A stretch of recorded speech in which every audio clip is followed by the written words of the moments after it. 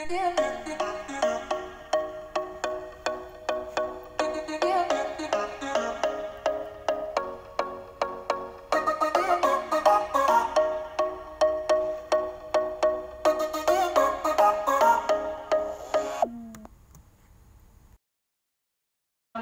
warahmatullahi wabarakatuh. Alhamdulillah kita masih diberikan kesehatan semua. Pada hari ini kita akan mempelajari materi tentang radioaktif, di mana materi ini masuk pada mata kuliah fisika inti yang diampu oleh Ibu Dr. Laili Komaria. Untuk itu kita langsung ke pembahasannya, di mana radioaktif ini pada pengertiannya itu merupakan unsur yang tidak stabil dengan nomor atom yang lebih dari 83 atau yang biasa dikenal dengan bismut. Nah, pada peluruhan radioaktif ini yang merupakan sebuah proses di mana sebuah inti atom yang tidak stabil kehilangan energi. Nah, energi yang hilang ini berupa energi massa dalam diam dengan memancarkan radiasi.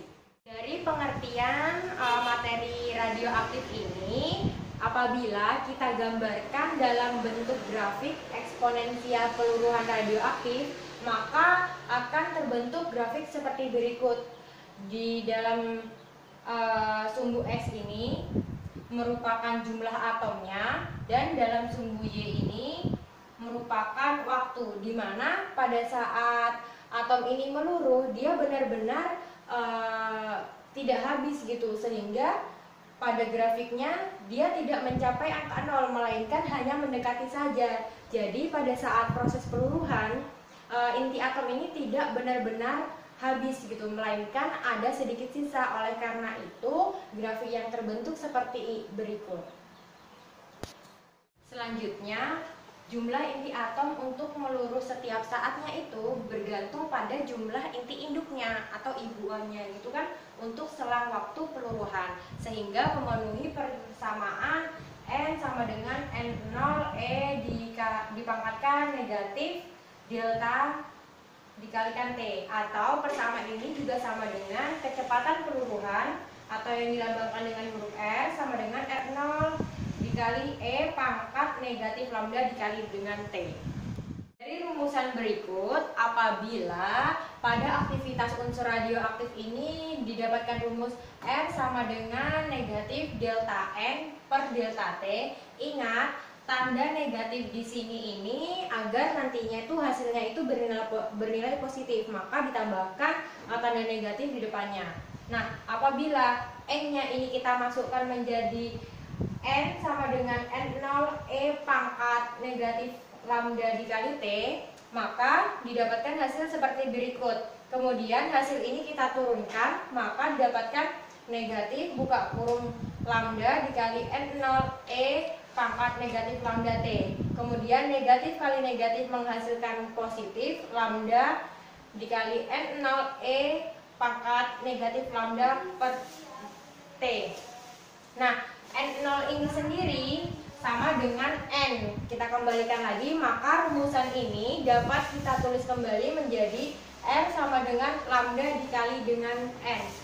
Dengan R ini merupakan satuan dengan satuan atom per sekon, dan lambda ini merupakan konstanta peluruhannya, sedangkan N ini merupakan jumlah atomnya. Dengan persamaan berikut, maka akan didapatkan hubungan antara T dengan lambdanya, dan dengan mengganti T waktunya dengan T setengah atau waktu paruhnya, dan M sama dengan setengah N0, sehingga diperoleh persamaan seperti berikut. N sama dengan N0 E pangkat negatif lambda T. Dengan mengganti N ini menjadi setengah N0, maka kita tulis lagi menjadi sama dengan N0 E pangkat negatif lambda T. Nah, kita dapat sederhanakannya dengan mencoret N0-nya, sehingga dapat setengah sama dengan E pangkat negatif lambda T. Nah, setengahnya ini kita ubah menjadi ln setengah sama dengan negatif lambda T setengah. Nah, ln setengah ini sama dengan ln 1 dikurang ln 2 sama dengan negatif lambda T setengah atau waktu paruhnya. Nah, nilai dari len 1 itu sama dengan 0, dikurang len 2 ini sama dengan 0,693 sama dengan negatif lambda T setengah. Nah, kemudian karena ini masih bernilai negatif, maka kita ubah menjadi positif, yaitu dengan mengalihkan positif di kedua ruasnya. Jadi 0 ditambah 0,693 sama dengan positif lambda T setengah. Nah, jadi hasilnya 0,693 sama dengan lambda T setengah. Nah, kemudian kita tulis di sini menjadi untuk mencari T setengahnya atau waktu paruhnya, maka didapatkan T setengah sama dengan 0,693 dibagi dengan lambda. Nah, jika yang dicari ini adalah lambda, maka hasilnya 0,693 dibagi dengan T setengahnya atau waktu paruhnya. Jadi inilah hasilnya. Selanjutnya, setelah tadi kita mempelajari mengenai materi radioaktivitas, kita akan melanjutkannya untuk membahas contoh soal dari radioaktivitas itu sendiri. Nah, di sini ada sebuah soal di mana massa dari plumbum 1 mili Curie adalah 3 dikali 10 pangkat negatif 14 kg. Nah, yang ditanyakan dari soal ini adalah tentukan konstanta peluruhannya atau yang kita ketahui dengan lambda. Nah, untuk menjawabnya, pertama-tama kita harus menuliskan apa-apa saja yang diketahui dari soal tersebut. Di mana yang diketahui adalah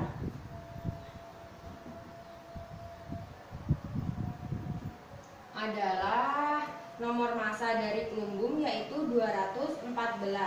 Kemudian massanya adalah 3 dikali 10 pangkat negatif 14 kg dan R-nya atau kecepatan peluruhannya itu 1 mili Curie.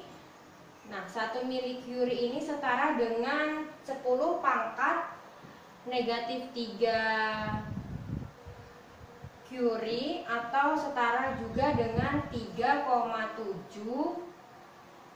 kali 10 pangkat 7 per sekon. Nah, setelah kita menuliskan apa saja yang diketahuinya, kemudian kita juga menulisnya apa saja yang ditanyakan. Yang ditanya dari soal ini adalah konstanta peluruhannya atau yang dikenal dengan lambda. Nah, untuk itu kita tulis dulu langkah pertama untuk menjawab soalnya, yaitu untuk mencari nilai N-nya. Rumus N sama dengan massa dibagi nomor massa dari plumbum dikalikan dengan 1,66 dikali 10 pangkat negatif 27 kg. Nah, masanya ini sendiri tadi adalah 3 dikali 10 pangkat negatif 14 kg. Kita tuliskan.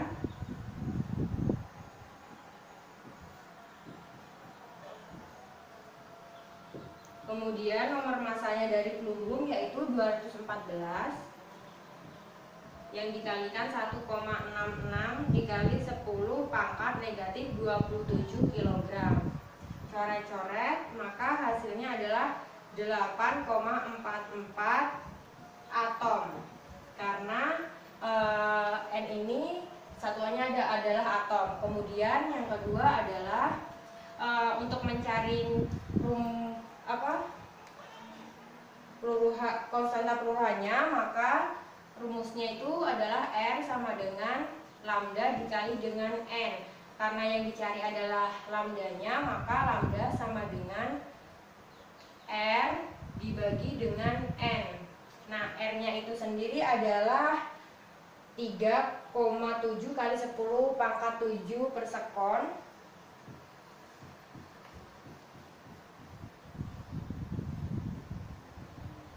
kemudian dibagi dengan N-nya tadi adalah 8,44 atom.